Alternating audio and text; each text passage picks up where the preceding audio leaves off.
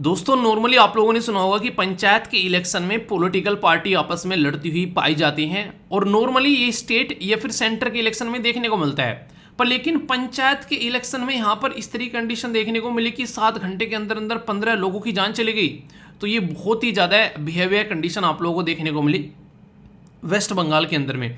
ये जो स्टार्टिंग में वीडियो आप लोगों ने देखी ना यहाँ पर, मतलब एक तरीके से बोल सकते हो कि एक नया काला चैप्टर आप लोगों को देखने को मिला इलेक्शन की हिस्ट्री में, कि जो बैलेट पेपर बॉक्स है उसको लेकर भाग गया इंसान, उसके अंदर पानी डाल दिया गया। ये बड़ा ही एक तरीके से लो लेवल की पॉलिटिक्स यहाँ पर आप लोगों को देखने को मिली। आप लोगों को पता होगा, अगर आप लोगों ने पॉलिटी पढ़ी है जरा सी भी, कि हमारे देश में इलेक्शन कमीशन ऑफ इंडिया जो रहते हैं वो इलेक्शन कंडक्ट कराते हैं सेंट्रल लेवल पर, खासकर जैसे वाइस प्रेसिडेंट, प्रेसिडेंट, उन सब के। इसी के साथ में यहाँ पर बात करें तो स्टेट के इलेक्शन भी उनके द्वारा कंडक्ट कराए जाते हैं।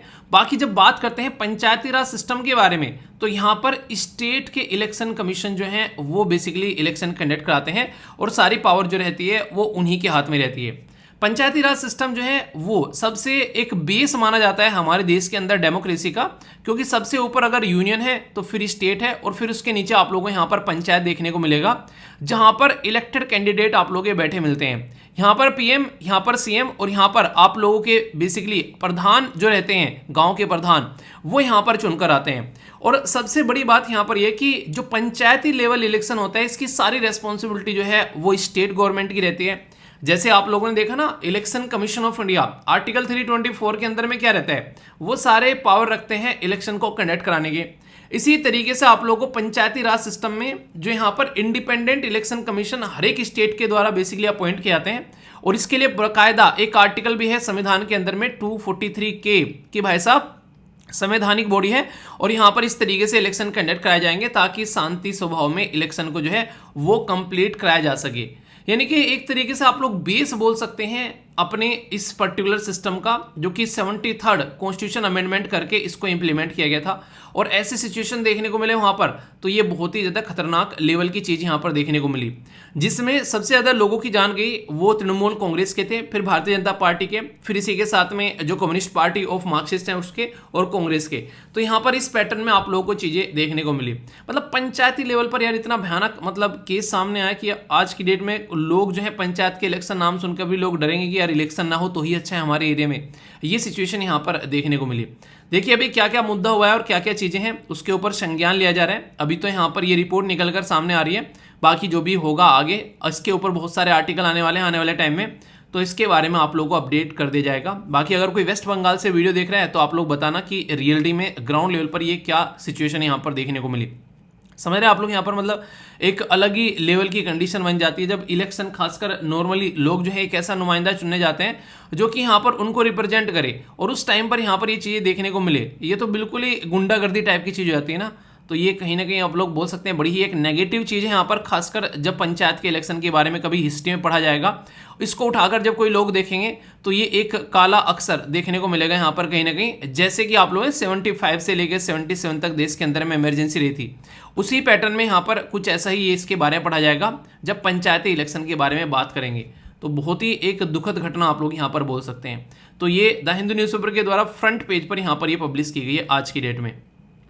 और एक छोटी सी चीज़ यार, उसके लिए एक्सट्रीमली सॉरी, पता नहीं कल मैंने किस तरीके से उसको सैटरडे बोल दिया। मेरे माइंड में ऐसा था कि मैंने संडे बोला है। जो मंथली वीडियो थी वो आप लोग की संडे में यानी कि आज शाम को 5 बजे आएगी, ठीक है। पता नहीं मैं कैसे, मतलब नहीं, दिमाग में कुछ और था, मुंह से कुछ और निकल गया, ठीक है। तो वो बात हो गई यहाँ पर। कई सारे बच्चे मेल कर रहे थे सर वीडियो नहीं आई, बोल के वीडियो नहीं डाली, तो एक्सट्रीमली सॉरी उसके लिए, क्योंकि मुझे ये वीडियो आज डालनी थी, ठीक है। तो इसके लिए बेसिकली आज शाम को आप लोगों को देखने को मिलेगी 5 बजे एग्जैक्ट। आप लोग तैयार रहना है इसके लिए। और 5 बजे आप लोगों के लिए यहाँ पर जो टेस्ट होगा वो एप्लीकेशन के ऊपर, जैसा मैंने आप लोगों को बताया पहले भी कई बार, तो उसके लिए भी आप लोग यहाँ पर रेडी रहना, ठीक है। क्योंकि उसमें पूरे वीक का आप लोग का रिवीजन हो जाएगा, जो भी आप लोगों ने पढ़ा है, और कुछ एक्स्ट्रा भी नए क्वेश्चन आप लोगों को देखने को मिलेंगे, तो उसको भी आप लोग जरूर प्रैक्टिस करिएगा। ये सारी चीज़ें फ्री ऑफ कॉस्ट है, इसका कोई चार्ज नहीं है। कई सारे बच्चे पूछते हैं सर एप्लीकेशन डाउनलोड करने का भी क्या चार्ज है? कोई चार्ज नहीं है यार, बस आप लोग अपनी अच्छे से पढ़ाई करिए, जो चीज़ें प्रोवाइड करा जा रहे हैं उनको अच्छे से फॉलो करते हुए आप लोग चलते रहिए, ठीक है।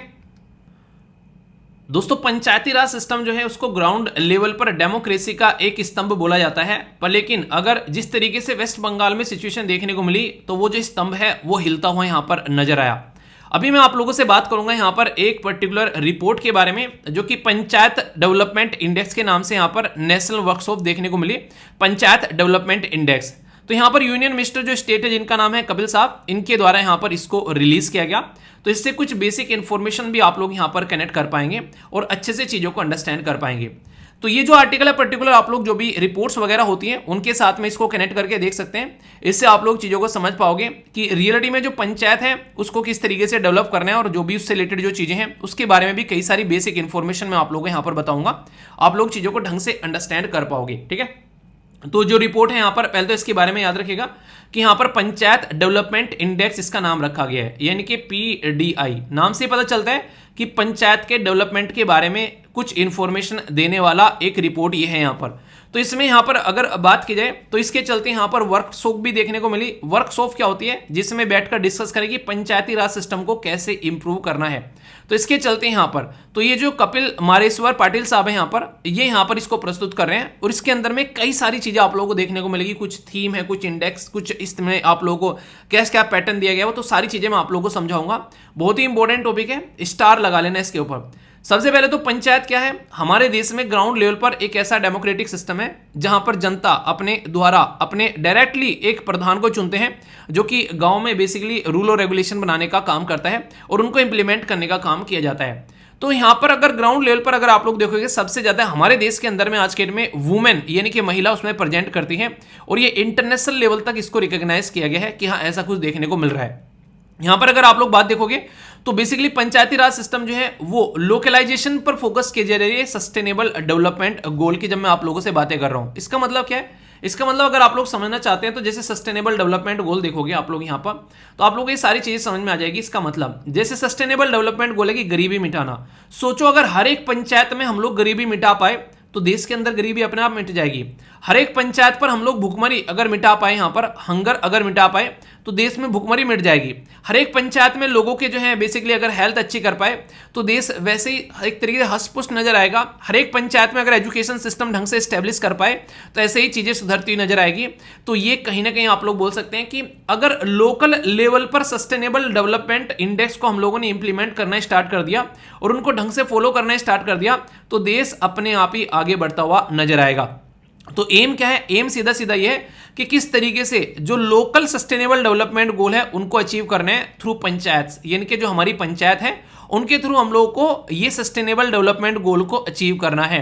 तो लोगों की लाइफ में कितना इंप्रूवमेंट आएगा, ये सस्टेनेबल डेवलपमेंट गोल ऐसा नहीं कि आज ही अचीव करने हैं। इनका जो टारगेट रखा गया है वो टारगेट रखा गया कि आने वाले टाइम में सस्टेनेबल डेवलपमेंट गोल जो है 2030 तक अचीव करने हैं। तो अभी 23 में बैठे हैं तो 7 साल और हैं। अगर पंचायती राज सिस्टम को इफेक्टिवली यूटिलाइज किया जाए तो हम लोग चीजों को सुधार सकते हैं।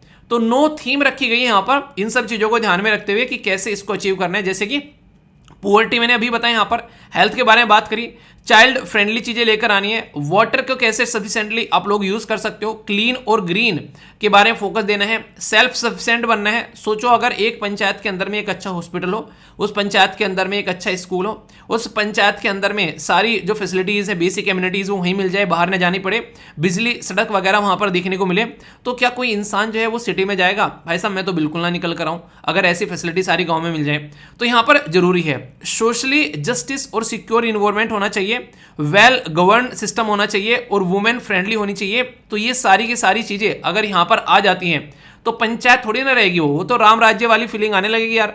पर लेकिन ये अभी यहाँ पर कहाँ पर है? ये अभी यहाँ पर किताबों में और अखबारों में है। जब ग्राउंड लेवल पर इंप्लीमेंट हो जाएगा तब पता चलेगा कि रियलिटी कितनी यहाँ पर देखने को मिल रही है। रैंकिंग जो है वो बेस्ड ऑन द जो स्कोर है वो 0 से लेके 100 तक यहाँ पर इसका स्कोर रखा जाएगा। कैटेगराइज जो की गई है, ए कैटेगरी में यहाँ पर ये 75 से लेके 90%, बी कैटेगरी में 60 से लेके 75%, सी कैटेगरी में 40 से 60 और डी कैटेगरी 40% पर आप लोगों को देखने को मिलेगी। तो स्कोर इस तरीके से डिवाइड किया गया है, यानी कि gazetted officer, B grade officer, C grade officer और डी ग्रेड ऑफिसर, ऐसे आप लोग यहाँ पर इसको मान सकते हैं। तो इससे फायदा क्या होगा इस इंडेक्स से? जैसे जैसे यहाँ पर ये इंडेक्स जनता के सामने निकल कर आएगा तो इससे यहाँ पर कहीं ना कहीं, जैसे मैं बता दूं आज की डेट में कि हमारे एरिया में क्या क्या दिक्कतें देखने को मिल रही हैं, मैं आकर पब्लिकली बोल दूं तो अगर मैंने कुछ ऐसा बोल दिया तो और अखबार में छप गया, मान लो अखबार में छप गया तो लोगों को पता चला कि यार हाँ रियलिटी में ये प्रॉब्लम है यार यहाँ पे, तो उससे जो पॉलिसी बनाने वाले हैं उनकी आंखें खुलेगी, अगर वो सो रहे होंगे कि लोगों को पता चल गया दिक्कत हो रही है, सुधार लो वरना ही सुधार देंगे तुमको इलेक्शन के टाइम पर। तो वो कंडीशन आप लोग समझ सकते हैं। तो इससे पॉलिसी जो मेकिंग है वो सुधरेगी, प्लानिंग, मॉनिटरिंग, इवेल्युएशन, ये सारी चीजें सुधरेंगी। और कहीं ना कहीं आप लोग बोल सकते हैं आइडेंटिफाई करेंगे क्या हमारी जो ताकत है, क्या वीकनेस है, और जो पैसा रिसोर्सेज आ रहा है वो कहां पर जा रहा है। तो इस तरीके से लोग अलग अलग लेवल पर एक दूसरे के साथ में पार्टिसिपेट करेंगे, अलग अलग लेवल पर लर्निंग निकल कर आएगी। और सिटीजन जब इंगेज कर दें किसी चीजें में तो सोशल अकाउंटेबिलिटी आती है। यानी कि मेरे घर के सामने अगर खड़ंजा बन रहा है तो मैं देखूंगा कि उस खड़ंजे में मटेरियल जो है वो ढंग का इस्तेमाल होना चाहिए, ईंट जो है नई हो, यानी कि उसी को उखाड़ कर उसी को लगा दिया, क्योंकि नई ईंटों का पैसा मिला है ऊपर से, और तुम क्या कर रहे हो, वही ईंटें लगा दे रहे हो, मिट्टी भी हमें से डलवा दे रहे हो। हमारे खड़ंजा लगना है तो हमारे घर के सामने हमें को मिट्टी डालनी है। ऐसी ऐसी सिचुएशन आप लोगों को देखने को मिलती है, जबकि पैसा ऊपर से एक एक चीज का आता है। तो ये क्या चीज है, हम लोग इस चीज को लेकर जागरूक नहीं है, तब ये कंडीशन यहां पर देखने को मिलती है। तो इसके ऊपर काम करना जरूरी है। तो ये बात आप लोग ध्यान रख सकते हैं यहां पर। अभी जब इस इंडेक्स का एनालिसिस किया जाता है तो 70% जो पंचायत है 4 डिस्ट्रिक्ट में महाराष्ट्र के अंदर में वो सी कैटेगरी में, 27% जो है वो बी कैटेगरी में देखने को मिलती है, 30% पंचायत जो है वो बी कैटेगरी में। इसी तरीके से क्लीन, ग्रीन, इनके बारे में बात करें 30% ग्रेड सी में आप लोगों को देखने को मिलेगी। तो जो सारी थीम बताई गई ना उसके बेस पर और अच्छे से पता यहाँ पर चीजों का चल जाएगा। ठीक है, अब पंचायत के बारे में बात करें तो 1992 में ये बेसिकली 73rd कॉन्स्टिट्यूशन अमेंडमेंट करके एक 3 टायर पंचायती राज सिस्टम हमारे देश में लाया गया। विलेज, ब्लॉक और डिस्ट्रिक्ट। ब्लॉक आप लोग तहसील को बोलते हो, ठीक है। तो इनकी ग्रास रूट लेवल पर डेमोक्रेसी देखने को मिलती है। संविधान का कौन सा आर्टिकल है जो यहाँ पर इसके बारे में बात करता है, बताइए तो जरा, देखता हूं कौन कौन यहाँ पर बता पाता है। पंचायत के लिए हमारे देश के अंदर में एक अच्छा खासा बजट भी जाता है। तो विद अगर बात करें यहाँ पर बजट जो है वो लगभग 7,000 करोड़ टू द 96 करोड़ जो है वो क्वेश्चन एक तरीके से आप लोगों को देखने को मिलेगा। मार्क है कि फ्यूचर पंचायती राज सिस्टम क्या है, क्योंकि अगर बात की जाए तो अभी रिसेंटली बहुत सारा बजट जो है वो कट किया गया था। इसके चलते बात की जाती है कि पंचायत पर ढंग से पैसा नहीं पहुंच रहा है और पंचायत कोई टैक्स लगाने का उसके पास में कोई पावर नहीं है। ठीक है, तो इसमें बजट में आप लोगों को देखने को मिलेगा बहुत सारा पैसा जो है कट किया जाता है कई बार, क्योंकि स्टेट गवर्नमेंट भी खुद नहीं चाहती है पंचायत के पास से पैसा जाए, वो चाहती है कि सारा कंट्रोल जो है वो हमारे हाथ में रहे। इवन जब यहाँ पर पंचायती राज सिस्टम इंप्लीमेंट किया तो स्टेट तो ये बोले थे कि क्यों आखिर पंचायत लेकर आ रहे हो, क्यों, क्योंकि आखिर में उनके हाथ से पावर जा रही है ना, स्टेट गवर्नमेंट के हाथ से ग्राउंड लेवल पर, तो उनके तन बदन में आग लगती है। तो यहाँ पर इस तरीके से आप लोग देखते हैं कि फंक्शन की जब हम लोग बात करें तो यहाँ पर फंक्शन के बारे में तो 73rd कॉन्स्टिट्यूशन अमेंडमेंट आया। फंडिंग के बारे में बात करें तो उसमें कई बार बात कहते हैं कि ढंग से फंडिंग नहीं मिल पाती है। हालांकि कुछ थोड़ी बहुत पावर दे रखी है, लेकिन इनडायरेक्ट वे में अगर इतनी पावर होती तो पंचायत ढंग से काम करती नजर आती, जो कि ढंग से कई बार काम नहीं करती है। सोसाइटी का वेलफेयर करना है, डेवलपमेंट करना है, तो पंचायत एक पिलर की तरीके से इस्तेमाल किया सकता है, पर इन रियलिटी में ऐसा कुछ देखने को मिलता नहीं है। ठीक है, तो ये पंचायत के बारे में कुछ बातें हैं जो कि आप लोग यहाँ पर याद रख सकते हैं। और यूपीएससी क्वेश्चन पूछते हैं यहाँ पर 2015 में कि जो फंडामेंटल ऑब्जेक्टिव है पंचायती राज सिस्टम का वो इंश्योर करता है क्या। तो यहाँ पर जो पीपल्स रिप्रेजेंटेशन होता है in the development, political accountability होती है, डेमोक्रेटिक डिसेंट्रलाइजेशन होता है, या फिर फाइनेंशियल ये मोबिलाइजेशन होता है। आप लोग के हिसाब से सही आंसर क्या है? अगर ढंग से आप लोग देखोगे यहाँ पर सबसे पहला क्या बोला गया कि पीपल पार्टिसिपेशन होता है इन द डेवलपमेंट, क्योंकि पंचायती राज सिस्टम जो है वो लोगों को एक तरीके से यहाँ पर ग्राउंड लेवल पर लेकर आती है। बोला ना कि अभी यहाँ पर सस्टेनेबल डेवलपमेंट गोल को इंप्लीमेंट करना है। तो पॉलिटिकल अकाउंटेबिलिटी ये तो यहाँ पर एक अलग ही चीज होगी। इसका तो मैं एक तरीके से ना ये नॉर्मली आप लोगों को देखने को मिलेगा कि अगर बात करें यहाँ पर एक तरीके से लोकल लोग जो है मिलकर यहाँ पर काम करते हैं, तो यहाँ पर कहीं ना कहीं आप लोग बोल सकते हैं कि ये वो वाली बात नहीं है जो नॉर्मली अगर बात करें अकाउंटेबिलिटी की कि हाँ यहाँ पर हम लोग को चेक करना है कि हाँ कौन कौन क्या कर रहा है। तो पंचायती राज सिस्टम तो उसको इंप्लीमेंट करने वाला है, अकाउंटेबिलिटी यहाँ पर थोड़ा ना पंचायती राज सिस्टम अपना आप ही प्रेजेंट करेगा। ठीक है, तो लोग बेसिकली आएंगे तब होंगी चीजें। डिसेंट्रलाइजेशन बिल्कुल सही बात है, फाइनेंशियल मोबिलाइजेशन की तो कोई बात ही नहीं हो रही, इनको पैसा ही नहीं मिल रहा है, बेचारों को ले देकर पैसा मिल रहा है। तो आंसर आप लोगों को यहाँ पर सी देखने को मिलेगा। इस तरीके से समझ सकते हैं। इवन क्वेश्चन भी बनता है, ये बहुत ही इंपॉर्टेंट है। यहाँ पर बोला गया the voice of the people is the voice of the god, तो the voice of the panchayat is the voice of the people. तो ये बात बोली गई और इस स्टेटमेंट का एनालिसिस आप लोगों को करना है अगर पंचायती राज सिस्टम के बारे में कुछ लिखने के लिए यहां पर आ जाता है तो। ठीक है, तो बड़ी ही बेसिक सी इंफॉर्मेशन है। तो ये इस तरीके से आर्टिकल आप लोगों को बताया गया ताकि अगर आप लोग थोड़ा सा इसके बारे में आइडिया रखें।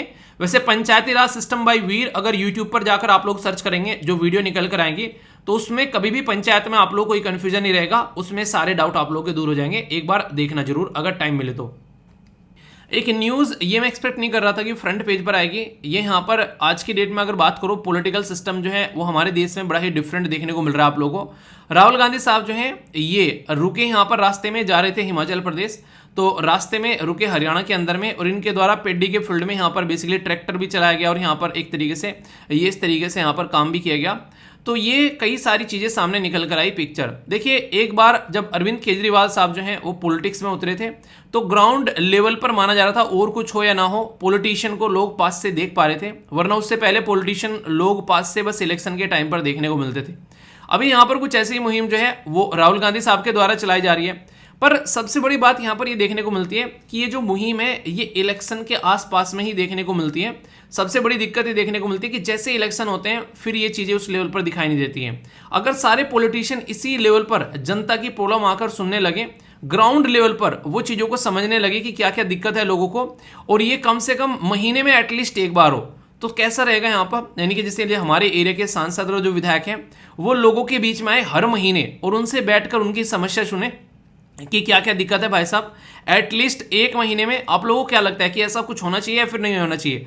तब तो लगे यार हमारे द्वारा चुने गए नुमाइंदे हैं, मतलब हमारे द्वारा चुने गए नुमाइंदे हमारे लिए क्या बन जाते हैं, सेलिब्रिटी बन जाते हैं। हम लोग उनको कभी देख भी नहीं सकते, उनसे बात नहीं कर सकते, और हमने उनको चुन के भेजा है, तो कैसा चुनकर भेजा है, तो वो एक अलग लेवल की चीज़ देखने को मिलती है।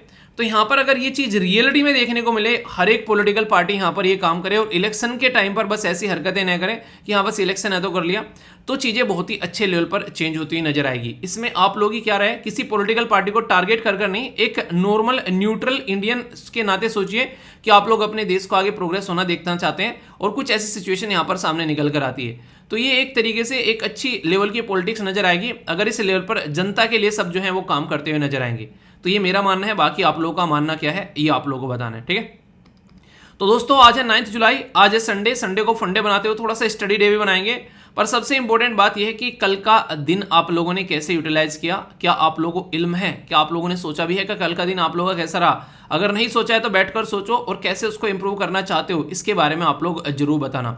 एक इंपॉर्टेंट बात, एक बच्चे ने बोला कि सर जिंदगी सुधर नहीं रही है, कैसे सुधारूं समझ नहीं आ रहा है। मेरी बात मानो, अगर ये बात मान लो ना छोटी सी, तो एक जरा सा टाइम लगेगा और आप लोगों की जिंदगी जो है आप लोगों की कंट्रोल में आएगी। 6 महीने के लिए इस दुनिया में से गायब हो जाओ, ओनली 6 महीने के लिए। 6 महीने के लिए मत सोचो कि कौन क्या कर रहा है, क्या देख रहा है, कौन आपको क्या बोल रहा है, आप क्या कर रहे हो क्या नहीं कर रहे हो, सब कुछ छोड़ छाड़ के बस 6 महीने अपने ऊपर फोकस दे डालो। ये दुनिया में सारी चीज़ें जो चल रही है ना इनको भूल जाओ 6 महीने के लिए, फिर वापस आओगे यहीं मिलेगी, कहीं नहीं जाने वाली है। अपने ऊपर ऐसा तगड़ा फोकस लगा दो, अपने ऊपर कंप्लीटली का मतलब है कि आप ही बस वहां पर दिखने चाहिए, ठीक है। और उसके बाद में देखो जो रिजल्ट निकल कर आएगा ना भाई साहब, आसपास वाले भुचक्के रह जाएंगे कि इस इंसान ने 6 महीने में कर क्या दिया ऐसा। पर लेकिन ये बोलना जितना मैंने आसानी से बोल दिया ना 6 महीने, जो इंसान जो है मोबाइल से यार 6 घंटे के लिए दूर नहीं रह सकता है, वो इस बात पर मोबाइल उठा लेता है, चलो कुछ करने के लिए काम नहीं है तो चलो मोबाइल उठा लेते हैं, तो फिर यार ये चीज़ें टफ हो जाती हैं बहुत ज़्यादा। आप लोगों को अपनी ज़िंदगी संवारनी है तो कोई और तो संवारने से आने से, तो आप लोगों को अपने लिए खुद के लिए डिसिप्लिन लेकर आना पड़ेगा। और डिसिप्लिन लाने का सबसे आसान तरीका जो मुझे लगता है पर्सनली, अपने मम्मी पापा के बारे में सोचो, अपने करियर के बारे में सोचो, उन चीज़ों के बारे में सोचो जो आप लोग अचीव करना चाहते हैं, ना कि उन चीज़ों के बारे में जो आप लोगों को डिस्ट्रैक्ट करती है।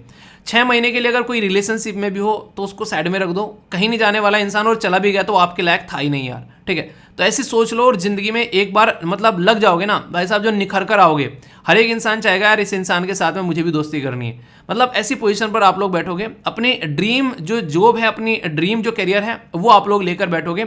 अगर सिस्टमेटिक वे में 6-7 महीने बैठकर अगर आप लोग काम कर देते हो, एक बार कर देख लो जिंदगी में, जिसने किया है वो कहीं ना कहीं अच्छी पोजीशन पर मिलेगा, और जिसने नहीं किया है वो ऐसे ही परेशान होता मिलेगा कि यार हाँ कुछ कर लेते हैं। क्योंकि यार आज नहीं तो कल आप लोगों को डिसाइड करना ही करना पड़ेगा, कहीं भी कुछ भी कर लो। जैसे आज के डेट में कई सारे बच्चे क्या कर रहे हैं, वो उनको ये लगता है कि बस हाँ एक तरीके से ना, जैसे क्या करते हैं, जैसे आज की डेट में एक बच्चा कह रहा है कि सर मुझे मेल आया काफ़ी लंबा, कह रहा है कि सर अब तो ना मैंने ना कोई मतलब एक तरीके से ना इंसान का सोचने का तरीका देखो, मैं आप लोगों को यहाँ पर ये तरीका समझाने की कोशिश कर रहा हूँ, इसको ध्यान से सुनिएगा।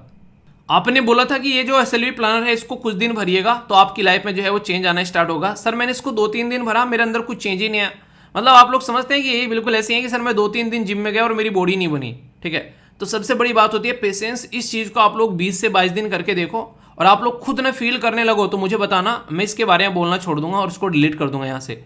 तो ये आप लोग यहाँ पर समझ सकते हैं, यानी कि एक चीज़ पर लगकर जब तक आप लोग काम नहीं करोगे वो चीज़ नहीं चेंज होने वाली है। जिसको दिक्कत लगती है आंसर राइटिंग में तो वो आंसर राइटिंग लेकर बैठेगा तो उसकी आंसर राइटिंग की प्रॉब्लम दूर होगी। मन नहीं करता है मैथमेटिक्स या सीसेट ये सारी चीज़ों को करने में, इंग्लिश से डर लगता है, तो उसको लेकर तो बैठो मेरे दोस्त, फिर देखना वही चीज़ें आप लोग की चेंज होती नजर आएगी। जिस चीज़ को जिंदगी में आप लोग टाइम दोगे ना, उस चीज़ का चेंज होना तय है। नहीं यकीन आता है तो टाइम देकर देख लो और उसके बाद में आकर मुझे मेल करना, मुझसे बातें करना कि सर ऐसा बोला था, ऐसा नहीं हुआ। तो ये सिचुएशन है, अगर नहीं टाइम दोगे तो ऐसे ही चलती रहेगी और टाइम दोगे तो बदलनी स्टार्ट होगी। क्योंकि जो जिंदगी आज की डेट में आप लोग जी रहे हो ना यार, वो जिंदगी है जो आप लोगों ने अब तक जैसा काम किया है उसका रिजल्ट आप लोगों के सामने है। अगर आज के टाइम बैठकर आप लोग एक्सरसाइज करना स्टार्ट कर दोगे और उसके बाद में आप लोग 6 महीने में अपनी बॉडी देखना, उसके अंदर में ट्रांसफॉर्मेशन न आए। लोगों ने 3-3 महीने में बॉडी ट्रांसफॉर्म कर दी है यार, आप लोगों को 6 महीने दे रहा हूं मैं, और उसके बाद में देखना ट्रांसफॉर्म नया हुआ तो बताना। इसका मतलब ये होगा कि आप लोगों ने लग कर मेहनत की, अगर ट्रांसफॉर्मेशन होगा। और अगर नहीं हुआ तो उसी पैटर्न में आप लोगों की जिंदगी चल रही है जिस पैटर्न में पहले चल रही थी। तो सोचो यार, आप लोगों की जिंदगी है, अगर नहीं चेंज करोगे तो फिर इसी तरीके से कभी ना कभी परेशान नजर आओगे। ठीक है, इंपॉर्टेंट पर्सनैलिटी है, इनके बारे में डिस्कस करूंगा आगे, जैसे हम लोग शॉर्ट न्यूज़ डिस्कस करेंगे। स्टार्टिंग में लॉन्ग न्यूज़ होंगी, बहुत ही तसल्ली में डिटेल में डिस्कस करेंगे बैकग्राउंड इन्फॉर्मेशन के साथ में। इसके बाद में शॉर्ट न्यूज़ आप लोगों को देखने को मिलेगी। तो एक एक कर जो है वो आगे बढ़ते हुए हम लोग यहाँ पर नजर आएंगे। तो कोई भी डाउट, कोई भी समस्या, कोई परेशानी नहीं होनी चाहिए। ठीक है, और बाकी congratulations to all of you. Study lover application के ऊपर में 50,000 डाउनलोड हो गए हैं। ये अभी गूगल प्ले स्टोर यहाँ पर 10,000 ही दिखा रहा है, तो यहाँ पर एक आध दिन में इसको अपडेट कर देगा। मतलब इतनी जल्दी वो भी एप्लीकेशन के ऊपर 50,000 डाउनलोड, तो ये रियलिटी में यार अप्रिशिएट करने लायक है, वो भी 4.9 रेटिंग के साथ में। तो दिल से यार एक तरीके से आप लोगों को शुक्रिया, क्योंकि इतना ज़्यादा प्यार दिखाने के लिए, वो भी एप्लीकेशन के ऊपर में वहाँ पर। तो ये एक तरीके से कहीं ना कहीं दिखाता है कि एक सीरियस, जो खासकर अच्छी बात पता है क्या लग रही है, देखो यूट्यूब पे कोई भी आ जाता है कहीं से आके, मतलब कुछ भी है, कुछ भी लिखकर चला जाता है, कुछ भी चल रहा है। पर लेकिन यहाँ पर अच्छी चीज़ क्या लग रही है, यहाँ पर मैक्सिमम 99% आप लोगों को वो लोग देखने को मिलेंगे जो कि पढ़ाई को लेकर सीरियस हैं।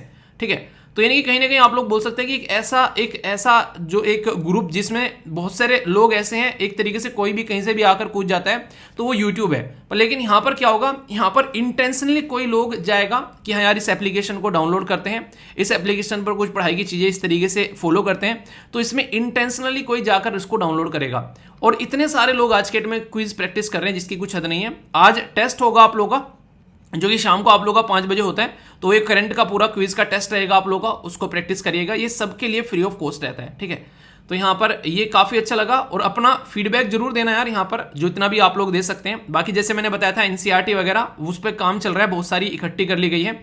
ये बहुत सारी एनसीईआरटी आप लोगों के लिए जल्दी सारी यहाँ पर अपडेट कर दी जाएगी, जिसके लिए अलग सेक्शन होगा एनसीईआरटी हिंदी और इंग्लिश दोनों के लिए। ठीक है, तो दोनों तरीके की एनसीईआरटी आप लोगों के लिए यहाँ पर प्रोवाइड करा दी जाएगी, तो उसके लिए टेंशन की बिल्कुल भी जरूरत नहीं है। तो उसके लिए बिल्कुल आप लोग एक तरीके से थोड़ा सा वेट कर लीजिए, क्योंकि सारी चीज़ें आसानी से, मतलब एक तरीके से टाइम लगता है हल्का सा, मतलब जो भी कोई करने बैठता है तो सारी चीज़ें तसल्ली में की जाए, सिस्टमेटिक वे में की जाए, तो ही मजा आता है। ठीक है, तो इसीलिए कुछ अपडेट्स भी आप लोग की एप्लीकेशन पर जल्दी देखने को मिलेगी, जिससे और अच्छे से आप लोग चीज़ों को इंजॉय कर पाओगे। ओके, वैसे किसने डाउनलोड कर लिया एप्लीकेशन, कौन कौन ऐसा है जो कि रियलिटी में सीरियस है पढ़ाई के लिए और उसने एप्लीकेशन डाउनलोड नहीं किया अब तक?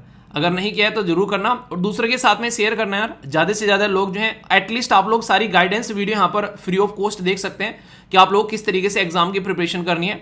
तो उस सेक्शन में जाना, तो आप लोगों को सारी चीज़ें जो है गाइडेंस की एक एक वीडियो जो है वो फ्री प्रोवाइड करा रखी है, और खासकर ऐसी कैंडिडेट के द्वारा जो कि आप लोगों को एक, जिन्होंने खुद ने क्लियर किए हैं एग्जाम, वो आप लोग को यहाँ पर गाइड करते हुए नजर आ रहे हैं। ठीक है, तो इसलिए कह रहा हूँ कि इसके बारे में थोड़ा सा अपना एक तरीके से टाइम जरूर देना, ताकि आप सही डायरेक्शन में लगकर अपनी पढ़ाई कर सको, और फीडबैक जरूर दे दिया करो, जैसी वीडियो लगती है अच्छी है बुरे बता दिया करो। ठीक है दोस्तों, रिसेंटली अभी आप लोगों ने एक पर्टिकुलर न्यूज़ सुनी, जिसमें आप लोगों ने देखा भी कि दिल्ली के अंदर में बच्चे जो हैं वो बिल्डिंग से जूझ रहे थे, लटक रहे थे, जब एक कोचिंग सेंटर के अंदर में आग लगी। किस किस ने वो दृश्य देखा, मेरे बोलते वो दृश्य आंखों के सामने आ गया होगा ना। तो वही कंडीशन बहुत बुरी तरह अलग अलग एरिया में देखने को मिलती है, और ये एक बहुत बड़ा डिजास्टर का रूप ले लेती है। तो इसी को ध्यान में रखते हुए मिनिस्ट्री ऑफ होम अफेयर यानी कि गृह मंत्रालय ने scheme for expansion and modernization of fire service ये बेसिकली लाई है, ताकि जो स्टेट यानी कि राज्य हैं उनको पैसा दिया जा सके और वो यहाँ पर इसके साथ में लड़ सकें, ऐसी अगर कोई प्रॉब्लम देखने को मिलती है। पीआईबी ने इसको पब्लिश किया, तो बहुत ही इंपॉर्टेंट इन्फॉर्मेशन है, यहाँ पर डिटेल में इसको डिस्कस करेंगे, ताकि अगर इससे रिलेटेड कोई बातें आप लोगों से पूछी जाए तो उसके बारे में आप लोग यहाँ पर एटलीस्ट याद रख सकें। ये इतनी इंपॉर्टेंट चीज़ है कि खुद यहाँ पर हमारे देश के जो फाइनेंस कमीशन है, 15th फाइनेंस कमीशन के चेयरमैन कौन थे बताइए जरा, अभी आप लोगों को पता चलेगा। ये जीएस पेपर जो 3rd है उसमें डिजास्टर मैनेजमेंट वाला जो टॉपिक है उसके साथ में आप लोग इसको कनेक्ट करके देख सकते हैं। बात की जा रही है scheme for expansion and modernization of fire service in state. इसका ऑब्जेक्टिव क्या है? ऑब्जेक्टिव तो सबसे सीधा सीधा यही बात है कि जहां जहां पर भी आग की खबरें आती हैं, इस तरीके से बिल्डिंग के अंदर में आग लगती है, तो नेशनल डिजास्टर जो रेस्पॉन्स फोर्स है, यानी कि कभी भी कोई दिक्कत होती है तो एक ऐसी फोर्स बना रखी है कि इसके थ्रू यहाँ पर उस चीज़ को कंट्रोल किया जा सके। तो अभी यहाँ पर हमारे देश के 15वें जो फाइनेंस कमीशन थे, जो कि एक संवैधानिक बॉडी भी है, वो नंद किशोर सिंह यानी कि NK सिंह जी से उन्होंने बोला कि 12.5% यहाँ पर नेशनल डिजास्टर रेस्पॉन्स फंड में और स्टेट डिजास्टर रेस्पॉन्स फंड में जाना चाहिए, जिसमें से 10% जो है वो आप लोगों को इस तरीके से एलोकेट करना है ताकि आप लोग तैयार रहो, अगर कल को कोई डिजास्टर आता है तो उसके लिए आप लोगों को खर्च करना है। और अभी बोला भी गया कि 5,000 करोड़ रुपए जो दिए जाएंगे वो किस तरीके से आप लोग चीज़ों को आगे लेकर चल सकते हो ताकि इन चीज़ों को मॉडर्नाइज किया जा सके। यानी कि ऐसा नहीं कि फूंक मार मार कर उसको आग को बुझा रहे हो, आपके पास में इक्विपमेंट होने चाहिए कि तुरंत इमीडिएटली आप लोग यहाँ पर उस आग को बुझा सको। आपके पास में प्रैक्टिस किए हुए एक्सपर्ट होने चाहिए ताकि ये जो आग है वो और आगे न बढ़े।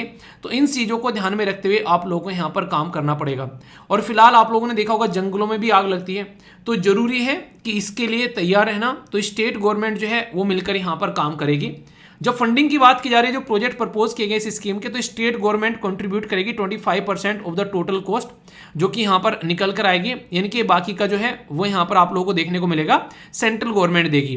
पर लेकिन जब हम लोग नॉर्थ ईस्ट वाले राज्य में जाते हैं, क्योंकि वहाँ पर उनके पास में कमाई के ज़्यादा अच्छे साधन नहीं है, तो वहाँ पर ओनली 10% उनको देना है, बाकी का सारा पैसा जो है वो सेंट्रल गवर्नमेंट देगी। तो जो 5,000 करोड़ रुपए यहाँ पर देने की बात की जा रही है वो इसी पर्पज से बात की जा रही है ताकि कल को अगर कहीं पर कोई आग की ऐसी खबर आती है और आग लगती है कहीं पर भी, उसके साथ में निपटा जा सके और उस चीज़ को कंट्रोल किया जा सके। इंटरेस्टिंग चीज़ बताएं आप लोगों को, अगर आप लोग कल को चलकर DM बनते हैं तो जो डिस्ट्रिक्ट लेवल पर डिजास्टर मैनेजमेंट अथॉरिटी होगी उसके हेड बनोगे आप लोग यहाँ पर। तो ये जो चीज़ें आप लोगों को पढ़ाई जाती है ना, इनका बेसिक एक पर्पज होता है, और अगर आप लोग उस पर्पज को समझ गए तो आप लोग रियलिटी समझ पाओगे कि आखिर क्या है। तो ये आप लोग ध्यान रखना। तो यहाँ पर डिस्ट्रिक्ट लेवल जो अथॉरिटी है उसके बारे में मैं आप लोगों से यहाँ पर बात कर रहा हूँ, तो इसके ऊपर आप लोग स्टार भी लगा सकते हैं क्योंकि कल को चलकर आप लोग इसको चेयर करेंगे। वैसे 3 कैटेगरी में डिवाइड होता है। जैसे नॉर्मली अगर देखा जाए तो सेंटर, स्टेट और डिस्ट्रिक्ट, और अगर थोड़ा सा और नीचे जाना हो तो लोकल लेवल पर भी यहाँ पर काम में लोगों को लगाया जाता है। तो सेंट्रल लेवल पर यहाँ पर सेंट्रल गवर्नमेंट काम करती है, स्टेट लेवल पर स्टेट, और डिस्ट्रिक्ट लेवल पर डिस्ट्रिक्ट एडमिनिस्ट्रेशन जो है वो यहाँ पर काम करता है। और ढंग से देखा जाए तो रियलिटी में काम डिस्ट्रिक्ट लेवल पर जो डिस्ट्रिक्ट एडमिनिस्ट्रेशन है वही करता है, ऊपर से तो बस कमांड आती है कि इस चीज को ढंग से हैंडल कर लेना। तो इसीलिए जरूरी हो जाता है डिजास्टर मैनेजमेंट की जो साइकिल है उसको समझना। अगर इस साइकिल को आप लोग समझोगे तो आप लोग समझ पाओगे कि इन रियलिटी क्या है। कोविड-19 जैसे आया तो सबको उसने दहला के रख दिया, पर लेकिन अगर अब फ्यूचर में कोविड-19 आएगा तो क्या हम लोग कुछ ना कुछ तो प्रिपेयर है ना एटलीस्ट। तो इसी तरीके से आप लोग समझ सकते हैं। सबसे पहले बात होती है कि अगर डिजास्टर आ गया तो कैसे होना है, तो कैसे उसको रेस्पॉन्स करना है, कैसे रिकवरी करनी है, कैसे मिटिगेशन करना है, अपने आप को प्रिपेयर रखना है। तो ये 4 पिलर आप लोगों को देखने को मिलेंगे। यानी कि प्रिपेयर रहना है आप लोगों को डिजास्टर से पहले, प्रिपेयर आ गया तो फिर डिजास्टर आ गया तो रिस्पॉन्स करना है कि हाँ यार कहीं पर बाढ़ आ गई तो कैसे लोगों को निकालना है, उस तरीके से सारी फैसिलिटीज़ अवेलेबल करानी है, किस तरीके से वहाँ पर जीव जंतु फंसेंगे उनको आप लोगों को निकालना है। क्योंकि इंसानों के बारे में तो हम लोग बात करते हैं, जानवरों के बारे में हम लोग बात करना भूल जाते हैं, जिसमें बहुत सारे जानवरों की जान जाती है। तो इसके चलते हम लोग को क्या क्या करना चाहिए, जैसे कि आप लोग यहाँ पर देखते हैं कि सबसे पहले तो यहाँ पर होता है कि हम लोग को रिकंस्ट्रक्शन करना चाहिए, रिहेबिलिटेशन। अगर लोगों को वहां से निकाला जाएगा जहां पर बाढ़ आई है, कहीं और जाकर उनको रखना पड़ेगा ना, तो क्या उसके लिए हम लोगों ने कोई छोटा मोटा सिस्टम क्रिएट कर रखा है जहां पर लोगों को रखा जा सके, तो ये देखना पड़ेगा। सर्च एंड रेस्क्यू ऑपरेशन चलाने पड़ेंगे। बहुत सारे लोगों के घर, इंसान भी और जानवर भी बहते हुए नजर आते हैं। इमरजेंसी रिलीफ यहाँ पर होना चाहिए, एटलीस्ट खाने पीने की फैसिलिटी हो उन लोगों के लिए। अर्ली वार्निंग हो जानी चाहिए कि हाँ ऐसा कुछ होने वाला है, पता नहीं कि सर पे अगर पड़ गया तभी बता रहे हैं। जैसे कोविड-19 जब घुस गया लोगों के अंदर में, तब जाकर चाइना ने अपना थोपड़ा खोला कि हाँ ठीक है यार ऐसी कुछ बीमारी आ रही है। अरे बदतमीज इंसान पहले बता देता तो दुनिया भर के लोगों की जान जाने से बच जाती, पर लेकिन नहीं। तो आप लोग समझ सकते हैं, वो तो धरती पर सबसे बड़ा जो मानव का नरसंहार हुआ है वो कोविड-19 की वजह से, चाइना की वजह से हुआ है। उसको तो इसके लिए रेस्पॉन्सिबल ठहराना चाहिए चाइना को, और चाइना को तो कटघरे में रखकर उससे तो उसके लिए क्लेम लेना चाहिए। हर एक देश को उसको कम से कम $1-1 बिलियन देने चाहिए। तो ऐसी हरकतें होनी चाहिए उसकी, पर लेकिन कोई कर ही नहीं रहा है कुछ। क्यों? क्योंकि भाई साहब आज के दिन में उसके सबके साथ में बड़े बड़े रिलेशन है, दुनिया भर के लोगों को पैसा दे दे के उसने खरीद रखा है आज के दिन में, और जिसकी लाठी उसकी भैंस वाली काम यहाँ पर चल रहा है। तो इसको कैसे प्रिवेंट कर सकते हैं, कैसे अर्ली वार्निंग दे सकते हैं, ये सारी चीजें जब तक नहीं होगी तब तक हम लोग इन चीजों को कंट्रोल नहीं कर पाएंगे। तो इसको कंट्रोल करने के लिए कुछ बेसिक फैसिलिटीज यहाँ पर होनी जरूरी है। ठीक है, अगर बात करें यहाँ पर नेशनल डिजास्टर मैनेजमेंट जो फोर्स के बारे में या फिर इस अथॉरिटी के बारे में, तो इसके बारे में कुछ बेसिक याद रखिएगा। ये ऐसा नहीं कि आज ही क्रिएट की गई यहाँ पर, ये बहुत पुरानी है, 2006 में क्रिएट की गई थी। पर 2006 में भी ऐसे नहीं कि ऐसी हवा हवा में क्रिएट कर दी, क्योंकि आप लोगों को पता है 2004-5 में सुनामी देखने को मिली थी, तो लगा कि अब बना लेना चाहिए, तो डिजास्टर मैनेजमेंट एक्ट लाए 2005 में। ये बिल्कुल ऐसे ही है जैसे आप लोग नहीं हो, जब तक सर पे आकर नहीं पड़ता है तब तक रिवीजन स्टार्ट नहीं करते हो, तो इनका भी बिल्कुल ऐसे ही है, जब तक कोई बुरी कंडीशन नहीं हो जाती है तब तक चीजें नहीं सुधरती है।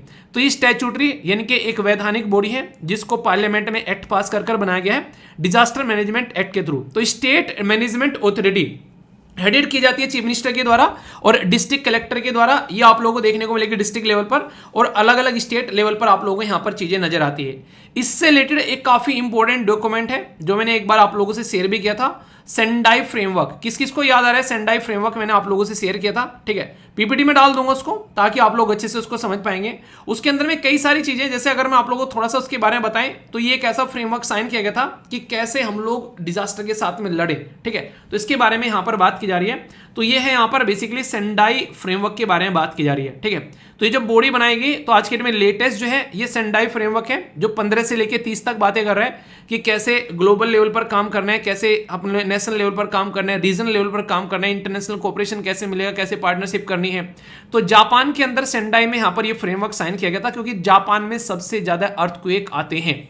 तो जापान में सबसे ज्यादा अर्थक्वेक क्यों आते हैं, क्योंकि रिंग ऑफ फायर, जब आप लोग जाकर देखोगे पैसिफिक ओशन के अंदर में सर्च करना ring of fire, UPSC question पूछ चुके हैं इससे, तो रिंग ऑफ फायर सर्च करना तो आप लोगों को देखने को मिलेगा जापान जो है उस पर्टिकुलर बेल्ट पर नजर आता है जहां पर सबसे ज्यादा अर्थक्वेक आप लोगों को नजर आते हैं। तो जापान में इस तरह की चीजें आप लोगों को देखने को मिलती है। हमारे देश के अंदर में सेंट्रल गवर्नमेंट ने यहाँ पर आपदा मित्रा, ये सेंट्रल की स्कीम लॉन्च की गई थी। यहाँ पर सेंट्रल सेक्टर, इनके सारा पैसा सेंट्रल गवर्नमेंट देगी 2016 में, और यहाँ पर इसको इंप्लीमेंट करने के लिए कि कैसे यहाँ पर डिजास्टर प्रोन एरिया में तैयार रख सकते हैं लोगों को, ट्रेन करना ताकि कोई दिक्कत देखने को मिले, और जब डिजास्टर आ जाए तो फिर वहां से निकालना, तो इसके लिए पूरी तैयारी यहाँ पर की जाती है। तो इसके चलते बहुत सारे जो फंक्शन है वो आप लोगों को यहाँ पर देखने को मिल जाएंगे कि कैसे कैसे यहाँ पर किन किन एरिया को यहाँ पर टैकल करने के लिए इनको रखा गया है। क्योंकि डिजास्टर कोई एक तरीके का होता नहीं, कहीं भूकंप आ गया, कहीं बाढ़ आ गई, कहीं सुनामी आ गई, कहीं आप लोगों को लैंडस्लाइड देखने को मिलती है, तो बहुत सारी चीजें आप लोगों को यहाँ पर देखने को मिलेगी।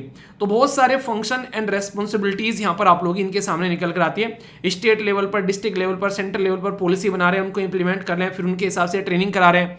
तो ये सारी की सारी चीजें जो हैं वो आप लोगों को यहाँ पर नजर आती है। ठीक है, और ये सारी की सारी चीजें जो हैं ये बड़े ही आसान शब्दों में यहाँ पर लिखी हुई हैं, जो कि आप लोग ध्यान से अगर इनको देखोगे तो अप्रूव करना नेशनल डिजास्टर प्लान, फिर इसके सामने पॉलिसी जो डिजास्टर मैनेजमेंट के लिए काम करना, अप्रूव करना, प्रिपेयर करना मिनिस्ट्री और जो डिपार्टमेंट है सेंट्रल गवर्नमेंट के ताकि काम किया जा सके, फिर स्टेट लेवल पर काम करना, अलग अलग डिपार्टमेंट अपने अपने लेवल पर यहाँ पर काम कर रहे हैं, क्या क्या प्रोजेक्ट प्लान होने चाहिए, किस तरीके से मिटिगेशन करना है, इनकी दिक्कत हो जाती है तो सोल्यूशन निकालना है, उसके लिए पॉलिसी और प्लान बनाए जा रहे हैं, फंड कहाँ से इकट्ठा किया जा रहा है, तो कौन कौन अफेक्टेड एरिया है डिजास्टर में उसको कैसे डिटरमाइन किया जाएगा, उनको सपोर्ट कैसे दी जाएगी, कैसे डिजास्टर से बचना है उसके बारे में बातें की जाती है, और क्या क्या गाइडलाइन पॉलिसीज होनी चाहिए, किस तरीके से फंक्शन करना है, ये सारी की सारी चीजें आप लोगों को देखने को मिलती हैं। यानी कि बहुत ही इंपॉर्टेंट एरिया है अगर समझोगे।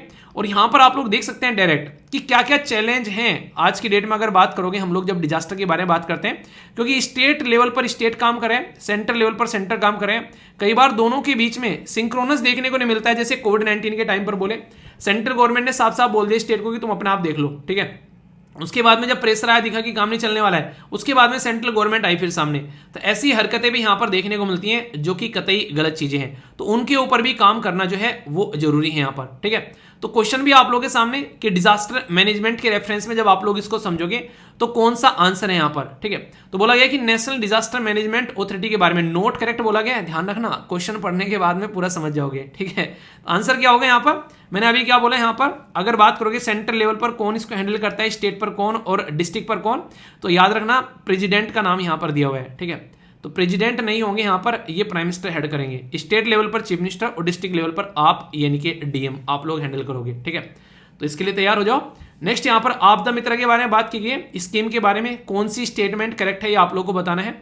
सेंट्रल सेक्टर स्कीम है, 2015 में लॉन्च की गई, आइडेंटिफाई करने के लिए सुटेबल इंडिविजुअल जो कि डिजास्टर के टाइम पर हेल्प कर सके, ठीक है। और यहाँ पर ये इंप्लीमेंट एक तरीके से जो एनडीएमए है वो इंप्लीमेंटिंग अथॉरिटी आप लोगों को देखने को मिलती है। आंसर आप लोगों को बताना है। छोटी सी एक गलती है, ये 15 में नहीं 16 में लॉन्च की गई थी, बाकी सारी की सारी स्टेटमेंट बिल्कुल करेक्ट है, तो आंसर यहाँ पर बी हो गया। तो छोटी छोटी मगर मोटी बातें हैं यहाँ पर, इसके बारे में आप लोग याद रखते हैं। डिजास्टर जैसे जैसे आप लोगों को मैंने बताया तो इस तरीके से आप लोग बात याद रखिएगा। डिजास्टर के नाम पर अभी हमारे देश की एक पर्सनैलिटी है बहुत ही इंपॉर्टेंट, जिनके नाम पर एक अभी यहाँ पर इससे रिलेटेड यहाँ पर अभी पुरस्कार भी स्टार्ट किया गया था, उनसे रिलेटेड यहाँ पर, ठीक है। तो उन पर्सनैलिटी का नाम आप लोगों को बताना है, ठीक है। चलिए आप लोग बताइए, अभी मैं बोलने ही वाला था, देखता हूँ कौन कौन से आंसर देता है। तो याद रखना है यहाँ पर उनका नाम आप लोगों को पता होना चाहिए। डिजास्टर से रिलेटेड यहाँ पर एक अवार्ड के बारे में बात कर रहा हूँ मैं। अगर उसका बाद वाला नाम मैं बताऊं, उसको बोलते हैं आपदा प्रबंधन पुरस्कार, उसके सामने उस इंसान का नाम लिखा हुआ है, ठीक है। तो देखता हूं कौन कौन इसका आंसर देता है। तो ये आप लोगों को पता होना चाहिए बेसिकली, क्योंकि क्वेश्चन यहाँ से पूछे गए हैं कई बार पहले भी, और आगे भी पूछे जा सकते हैं ऐसे क्वेश्चन, क्योंकि पर्सनैलिटी स्पेसिफिक क्वेश्चन यहाँ पर ये बन जाते हैं। तो अगर आगे पूछा जाए तो फिर आप लोगों को कन्फ्यूजन इससे रिलेटेड नहीं होना चाहिए, ठीक है। और सबसे बड़ी बात पता है क्या है, इस पर्सनैलिटी की 125वीं बर्थ एनिवर्सरी जब सेलिब्रेट की गई थी, उस टाइम पर यहाँ पर ये अवार्ड जो है ये लॉन्च किया गया था। तो पर्सनैलिटी का नाम कम से कम अब तो बता देना है कि नहीं। कंफ्यूजन नहीं होना चाहिए, आंसर जरूर देना, ठीक है। डाउट हो तो पूछ लिया करो, ओके। दोस्तों ये एक इंपॉर्टेंट न्यूज़ है, क्योंकि यहाँ से अभी रिसेंटली यूपीएससी ने क्वेश्चन भी पूछा, आप लोगों ने अगर देखा होगा तो टेली जो मेडिसिन के बारे में बात की जा रही है, यहाँ पर टेली मानस के बारे में बात की जा रही है, ऐसे ही ई संजीवनी के ऊपर यहाँ पर क्वेश्चन पूछा गया था आप लोगों से। ई संजीवनी कौन है यहाँ पर, वो एक तरीके से आप लोगों को देखने को मिलेगा, टेली मेडिसिन की बात की जा रही थी, यानी कि एक इंटरनेट का इस्तेमाल कर कर लोगों तक बेसिकली डॉक्टर को पहुंचाना। तो इसके ऊपर डायरेक्ट क्वेश्चन पूछा गया था आप लोगों से। अभी यहाँ पर जम्मू एंड कश्मीर के द्वारा देश का फर्स्ट आप लोगों को चैटबोर्ड देखने को मिला। तो जो जम्मू एंड कश्मीर है उसने यहाँ पर फर्स्ट टेलीमानस चैटबोर्ड जो है वो सामने रखा, जिसमें टेलीमानस जो है वो 2 टायर सिस्टम आप लोगों के सामने निकाल कर लेकर आता है। फर्स्ट टायर में स्टेट टेलीमानस आप लोगों को देखने को मिलेगा, जो कि इंक्लूड करता है ट्रेंड जो भी काउंसलर हैं और जो भी मेंटल हेल्थ स्पेशलिस्ट हैं, वो यहाँ पर लोगों के साथ में बातें करते हैं। टायर 2 में जो है वो स्पेशलिस्ट डिस्ट्रिक्ट मेंटल हेल्थ जो प्रोग्राम और मेडिकल जो कॉलेज हैं उनके थ्रू जो रिसोर्सेज है उनका इस्तेमाल कर कर यहाँ पर इस्तेमाल किया जा रहा है, ठीक है। तो यहाँ पर ई संजीवनी भी इसका पार्ट आप लोगों को देखने को मिल रहा है। तो ये जो आयुष्मान भारत डिजिटल मिशन है उसका एक पार्ट है जो सामने निकल कर आ रहा है। तो आने वाले टाइम में आप लोगों को बहुत शानदार तरीके से ये चीजें सुधरती हुई नजर आएंगी, वरना लोगों को ये लग रहा था कि पता नहीं यार कैसे यहाँ पर ये चीजें जो है नहीं, एक तरीके से लोगों तक चीजें पहुंचे। तो सबसे ज्यादा जरूरी यहाँ पर ये, अगर मुझे प्रॉब्लम है, मेरे दिमाग में यहाँ पर कुछ अवसाद आ रहे हैं कि सुसाइड कर लेनी चाहिए, बीमार हूं, ये हो जाना चाहिए, वो सब चीजें, तो मेंटल डिस्ट्रेस होता है, लाइफ में कुछ ढंग का अचीवमेंट हो नहीं रहा है तो इंसान जो है परेशान होता है, बहुत सारी ऐसी प्रॉब्लम देखने को मिलती है। तो उसका सोल्यूशन निकालने की कोशिश यहाँ पर की जाती है। तो एक आसान तरीका है। तो जम्मू एंड कश्मीर में बहुत सारे लोग जो हैं वो डिस्ट्रेस में आप लोगों को देखने को मिलते हैं, कई बार वहाँ पर इंटरनेट शटडाउन रहता है, बहुत सारी ऐसी चीज़ देखने को मिलती है। तो उसके चलते काफ़ी अच्छा इनिशिएटिव है अगर इसके बारे में बात की जाए तो। आप लोगों को क्या मानना है, तो याद रखना देश का फर्स्ट है वो भी, तो क्वेश्चन बने तो कंफ्यूज आना नहीं है, ठीक है। ये यहाँ पर एक एक्सरसाइज के बारे में, एनडीए सीडीएस अगर आप लोग तैयारी कर रहे हैं खासकर डिफेंस की, तो डायरेक्ट क्वेश्चन आप लोगों से पूछा जा सकता है कि साल्वेक्स के बारे में।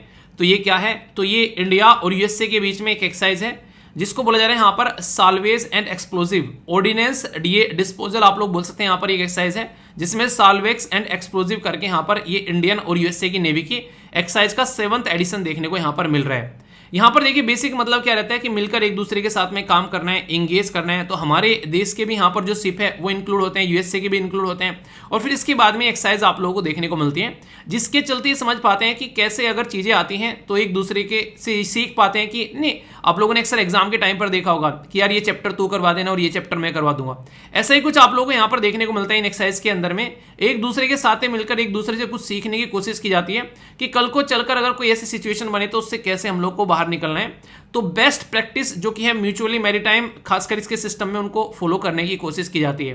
तो एक कंस्ट्रक्टिव एंगेजमेंट है कि हाँ कुछ सीख रहे हैं और आगे बढ़ रहे हैं और कुछ रूल्स सेट कर रहे हैं ताकि अगर कल को ऐसी प्रॉब्लम आए तो उससे ऐसे निकलेंगे। और ये कोई अकेली एक्सरसाइज नहीं है, इंडिया और यूएसए के बीच में अगर बात करोगे तो मालाबार एक बहुत पुरानी एक्सरसाइज है यहाँ पर, जो कि एक नेवल एक्सरसाइज है। उसमें जापान और ऑस्ट्रेलिया भी आज के दिन पार्ट बन चुके हैं। कब स्टार्ट की गई थी ये आप लोगों को बताना है। एक्सरसाइज टाइगर ट्रम्प आप लोगों को देखने को मिलेगी। कल को अगर कहीं डिजास्टर आता है तो उसमें हेल्प करने की कोशिश की जाएगी, सुनामी, बाढ़ वगैरह ये सब चीजें। और युद्ध अभ्यास एक ज्वाइंट मिलिट्री एक्सरसाइज है यहाँ पर इंडिया और यूएसए के बीच में। तो इंडिया और यूएसए के बीच में अगर कुछ लिखने के लिए आ जाए तो वहां पर भी आप लोग इनको मेंशन कर सकते हो। कई अच्छे पॉइंट्स आप लोगों को मिल जाएंगे जिससे कि आप लोग एक अच्छा सोल्यूशन निकाल पाएंगे। ठीक है, तो ये एक छोटी सी इंफॉर्मेशन है पर इंपॉर्टेंट है।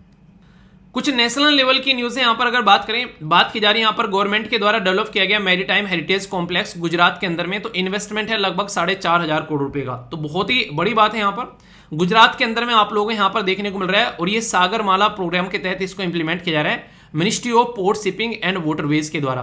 तो यहाँ पर ये क्या है, ये एक मैरीटाइम हेरिटेज कॉम्प्लेक्स है, यानी कि आज तक की जो भी हिस्ट्री रही है हमारे देश में मैरीटाइम की, यानी कि एक तरीके से आप लोग बोल सकते हैं अगर हिंदी में भी आप लोगों को देखना हो तो यहाँ पर समुद्र की जो विरासत हमारे पास में है तो उसके बारे में यहाँ पर एक परिसर बनाया जा रहा है जिसमें अगर कोई कल को आता है तो यहाँ पर सॉल्यूशन निकल पाता है। कहाँ पर, लोथल, हिस्ट्री में आप लोगों ने पढ़ा होगा लोथल के बारे में। तो गुजरात के अंदर में आप लोगों को यहाँ पर देखने को मिल रहा है वर्ल्ड क्लास लेवल की फैसिलिटी देखने को मिलेगी हेरिटेज के अंदर में। और एंशिएंट से लेके मॉडर्न तक का, यानी कि पुराने समय से लेके आज तक का जो भी डेवलपमेंट हुए हैं वो सारे आप लोगों को दिखाए जाएंगे। तो बड़ा ही प्यारा है यहाँ पर, कटिंग एज लेटेस्ट टेक्नोलॉजी यहाँ पर एक तरीके से आप लोगों को देखने को मिलेगी।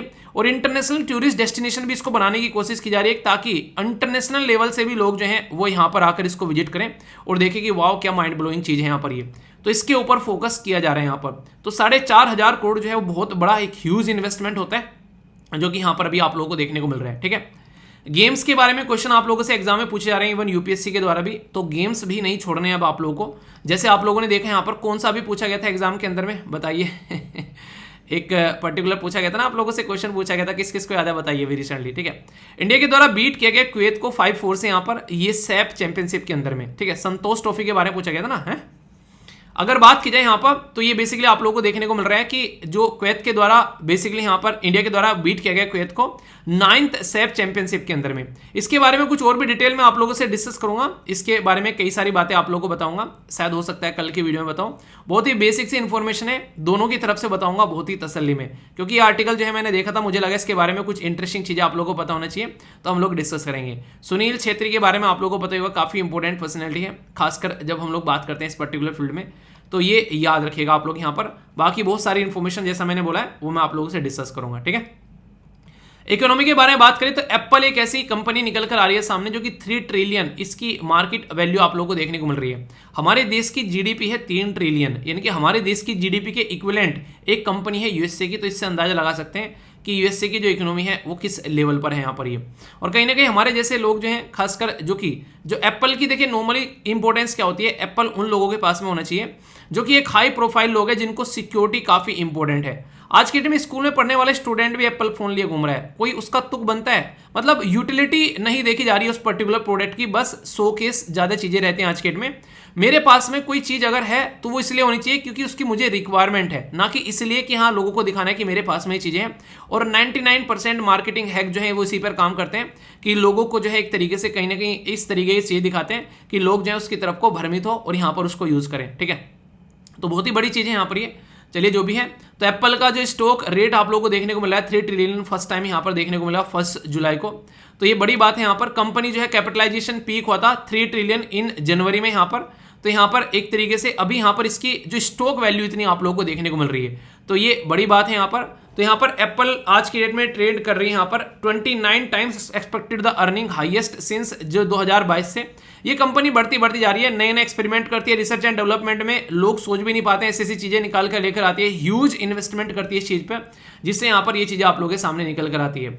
किस किस के पास में कोई ना कोई एप्पल का प्रोडक्ट है। सोचो कि एक इंसान, मैंने आप लोगों को बताया था, एक फ्रेंड है मेरा, बेसिकली उसने एप्पल का फोन लिया और वो बोला कि यार, मैंने कहा वाओ एप्पल का फोन ले लिया, क्या चल रहा है आजकल, तो कह रहा है कि यार लेना पड़ता है, इस जगह जॉब कर रहा हूँ ना, सबके पास में वही देखने को मिलता है, तो सब मेरी तरफ को देखते जब मैं फोन निकालता हूँ, तो एप्पल का फोन ले लिया इस तरीके से, समझ रहे आप लोग यहाँ पर। तो ये कंडीशन है यहाँ पर। तो रिक्वायरमेंट क्या है, रिक्वायरमेंट नहीं है, दिखाने के लिए, बेसिकली स्टेटस दिखाने के लिए भी यहाँ पर लोग इसको लेकर आते हैं। ठीक है, आप लोगों के लिए खुशखबरी यहाँ पर, सेंट्रल गवर्नमेंट के द्वारा जीएसटी रेट जो है वो रिड्यूस कर दिया गया है इलेक्ट्रॉनिक आइटम पर।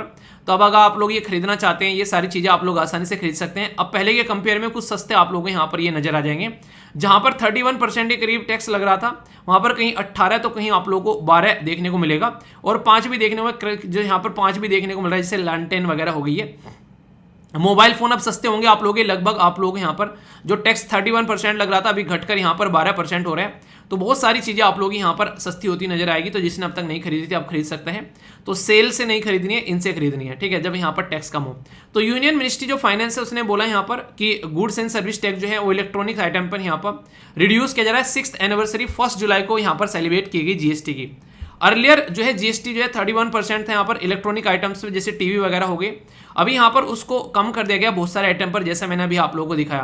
तो यहाँ पर जो लिस्ट है वो रिड्यूस कर दी गई है। GST rate on these items 18%, और कई जगह जो यहाँ पर दूसरा था उन पर 12% भी लाई गई, जैसे कि मोबाइल फोन, तो अभी सस्ते होते हुए आप लोगों को नजर आएंगे। तो ये कुछ बातें हैं जो आप लोग यहाँ पर समझ सकते हैं, कोई कंफ्यूजन इसको लेकर नहीं होना चाहिए। पर्सन इन न्यूज जो मैंने आप लोगों से पूछी थी, तो डिफेंस की पर्सनैलिटी है वाइस एडमिरल अतुल आनंद। तो ये अभी यहाँ पर additional secretary of defence ministry यहाँ पर बन गए हैं, तो इसलिए यहाँ पर ये न्यूज में है। वाइस एडमिरल अतुल आनंद जो है वो एडिशनल सेक्रेटरी बने हैं, मैंने बताया आप लोगों को। रिप्लेस करेंगे लेफ्टिनेंट गवर्नर अनिल पुरी को, जो कि यहाँ पर रिटायर हुए यहाँ पर बेसिकली फरवरी 28 2023 में। तो पोस्ट यहाँ पर अब ये इसको रिप्लेस कर यहाँ पर ये आ चुके हैं। तो वाइस एडमिरल अतुल आनंद जो है वो कमीशन किए गए थे एग्जीक्यूटिव ब्रांच में इंडियन नेवी में 1 जनवरी 1988 में। तो डिपार्टमेंट ऑफ मिलिट्री अफेयर जो है उसमें यहाँ पर इनको ये पोस्ट मिली है। तो बहुत ही एक तरीके से रेप्यूटेड पोस्ट है, कहीं ना कहीं डायरेक्ट जो है गवर्नमेंट के साथ में कॉन्टैक्ट रहता है कि कैसे कैसे डेवलपमेंट लेकर यहाँ पर चलना है, ऐसे आप लोग समझ सकते हैं, ठीक है। तो बेसिक है, कंफ्यूजन नहीं होना चाहिए। बैंकिंग के बारे में बात करें तो एक इंपॉर्टेंट पर्सनैलिटी यहाँ पर भी है, एसबीआई ने अपॉइंट किया है यहाँ पर कामेश्वर कुडावंती को न्यू सीएफओ यहाँ पर बेसिकली, और इसी के साथ में यहाँ पर जो चरणजीत सुंदर है उनकी जगह यहाँ पर ये भी आप लोगों को देखने को मिलेंगे, ठीक है। तो डायरेक्ट कई बार छोटे छोटे क्वेश्चन बन जाते हैं वनडे टाइप एग्जाम में, तो उसके लिए आप लोग यहाँ पर याद रखते हैं कि कौन पर्सनैलिटी थे पहले, यहाँ पर अभी कौन आया। और जैसे कई सारे बच्चे बोलते हैं सर हिंदी रहती तो है यार, अगर आप लोग जाकर इसको देखोगे, ठीक है, हिंदी आप लोगों के लिए रहती है, आप लोग ध्यान से इसको देखते नहीं है। जब ध्यान से देखोगे तो आप लोगों को पता चलेगा कि ऑलरेडी प्रोवाइड कराई जाती है, तो इसको आप लोग देखो तो सही एक बार पर, लेकिन आप लोग देखोगे तो अभी पता चलेगा ना, ठीक है। तो थोड़ा सा पीडीएफ डाउनलोड करके देख लिया करो तो आप लोग को पता चल जाएगा थोड़ा सा, ठीक है कि नहीं। क्वेश्चन है आप लोगों के सामने यहाँ पर, तो देखता हूं कौन कौन से आंसर देता है। सबसे पहले बात की जा रही है रिवॉर्ड के बारे में। रिवॉर्ड प्रोग्राम जो है वो किसके इंस्टीट्यूट के द्वारा यहाँ पर basically which institution in India यहाँ पर रिवॉर्ड प्रोग्राम असिस्ट किया जा रहा है, WMO, WTO, WHO या फिर वर्ल्ड बैंक। सही आंसर क्या है।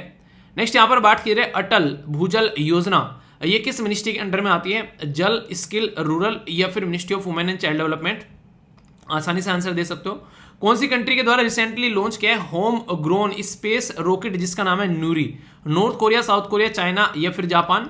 नेक्स्ट यहाँ पर बात की जा रही है टीना टूनार जो है यहाँ पर ये अभी न्यूज में दिखा, एसोसिएटेड है किससे यहाँ पर, राइटर, डायरेक्टर, सिंगर या फिर पॉलिटिशियन। सही आंसर बताना है आप लोगों को। सी सेट के बारे में यहाँ पर बात की जा रही है। सी सेट के बारे में फिर से मैं एक बात बोलना चाहूंगा, सी सेट को लेकर कई सारे बच्चे रेगुलर ये बोले सर इंग्लिश की क्लास क्यों लगा दी, हमको तो मैथ पढ़ने में मजा आ रहा था। 50% यार आप लोगों को यहाँ पर इंग्लिश के भी क्वेश्चन आने हैं ना, तो इंग्लिश की क्लास क्यों आप लोग मना कर रहे हो, कोई रीजन है क्या इंग्लिश की क्लास नहीं होनी चाहिए, ये कैसी बात है। तो बच्चों वाली बात हो गई क्या, बस मैथ्स पढ़कर ही क्लियर कर रहे हैं। सी सेट की क्लास चलेंगी, कॉन्टिन्यूअस चलती रहेंगी, टेंशन मत लेना, इतने तसल्ली में कराया जाएगा कि आप लोग प्रैक्टिस भी आप लोगों के साथ साथ में होती चलेगी, बस छोड़ना मत, ये बात आप लोग ध्यान रखना, ठीक है, वरना दिक्कत देखने को मिलेगी, ठीक है। तो अटेम्प्ट करो। जो प्लेस इन न्यूज है इंपॉर्टेंट यहाँ पर ये देखने को मिल रहा है, point claimer wild life sanctuary या बर्ड सेंचुरी भी आप लोग यहाँ पर बोल सकते हैं। 1967 में क्रिएट की गई, और सबसे बड़ी बात क्या है 2002 में इसको रामसर साइट का दर्जा भी दिया गया, ठीक है। इसके अंदर में कई सारी चीजें आप लोगों को देखने को मिलती हैं, जैसे कि ब्लैक बक हो गया, अदर मैमल यहाँ पर आप लोगों को देखने को मिल गया, चित्तल हो गया, वाइल्ड बोर हो गया। इसी के साथ में अगर बात करें यहाँ पर नागापत्तिनम डिस्ट्रिक्ट के अंदर में तमिलनाडु में लोकेटेड है, और एंडेमिक ब्लैक बक यहाँ पर देखने को मिलते हैं, तो उसके वजह से भी यहाँ पर ये इंपॉर्टेंट है। लोकेशन आप लोगों को मैंने बता दी, एक रामसर साइट है जो कि आप लोग यहाँ पर कवर हो रही है, तो कंफ्यूजन नहीं होना चाहिए, ठीक है। क्वेश्चन क्या है यहाँ पर, ये रिवॉर्ड वर्ल्ड बैंक के द्वारा स्टार्ट किया गया, जिसको बोलते हैं रीजुवनेट वाटर जो बॉडीज है हमारे देश के अंदर में, तो water set for the agriculture resilient through the innovation development. तो वर्ल्ड बैंक यहाँ पर सपोर्ट कर रहा है, 21 से लेकर 26 तक ये प्रोग्राम इंप्लीमेंट किया जा रहा है हमारे देश के अंदर में। तो ये एक तरीके से डिपार्टमेंट ऑफ लैंड रिसोर्सेज और वर्ल्ड बैंक मिलकर काम कर रहे हैं, ठीक है। डायरेक्ट क्वेश्चन बन सकते हैं। अटल भूजल योजना नॉर्मल सी बात है, मिनिस्ट्री ऑफ जल शक्ति के अंदर में यहाँ पर आएगी, तो बहुत ही इंपॉर्टेंट स्कीम है यहाँ पर। तो इसको कंटिन्यू किया जा रहा है एडिशनल 2 ईयर के लिए, यानी कि 2025 तक का, ताकि और अच्छे से हम लोग चीज़ों को इंप्लीमेंट कर सके। गुजरात, हरियाणा, कर्नाटक, मध्य प्रदेश, राजस्थान, उत्तर प्रदेश, इन सब में भी यहाँ पर चीज़ों को फोकस किया जा रहा है, ठीक है। कौन सी कंट्री के द्वारा लॉन्च किया गया होम ग्रोन स्पेस न्यूरी, तो याद रखिएगा ये है साउथ कोरिया। साउथ कोरिया ने रिसेंटली लॉन्च किया नूरी, जो एक तरीके से यहाँ पर आप लोगों को देखने को मिलेगा ग्रेडेड सैटेलाइट है। इसी के साथ में 3 स्टेज 155 जो आप लोगों को यहाँ पर फुटिल टोल ये रॉकेट देखने को मिल रहा है, जो कि बेसिकली इसका नाम नूरी रखा गया है। ठीक है, तो यहाँ पर साउथ कोरिया का है और कोरियन एरोस्पेस रिसर्च इंस्टीट्यूट के द्वारा यहाँ पर ये सामने निकाल कर लाया गया। ठीक है, तीना तुनीर ये आप लोगों के सामने यहाँ पर ये बेसिकली किससे रिलेटेड है यहाँ पर, तो ये सिंगर है तीना तुनीर, एक फेमस अमेरिकन म्यूजिशियन है जिनकी रिसेंटली अभी डेथ हो गई है। तो इंपॉर्टेंट पर्सनैलिटी थे, तो डायरेक्ट क्वेश्चन आप लोगों से पूछा सकता है। फेमस ऑटोबायोग्राफी क्या है, माई लव स्टोरी, जो कि रिलीज की गई थी 2018 में। तो किताब भी कई बार आप लोगों से पूछ ली जाती है।